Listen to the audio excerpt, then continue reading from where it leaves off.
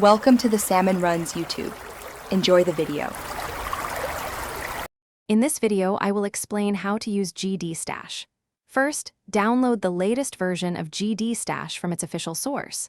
Once downloaded, extract all the files into a folder you can easily access.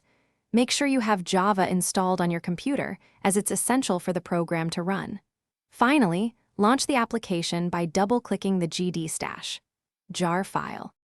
After launching GD Stash, your next step is to import the game's database. Go to the Config tab within the application.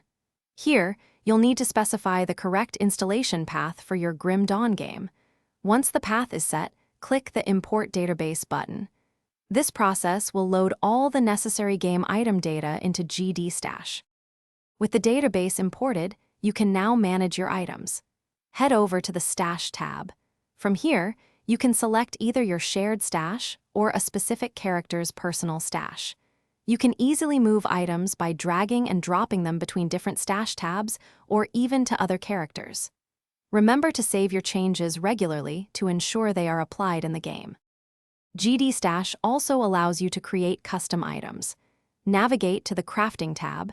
You can search for specific item bases and then add various affixes and components to them, customizing their stats.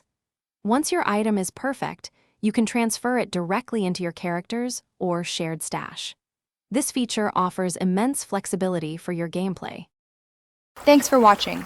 Consider subscribing if we helped you.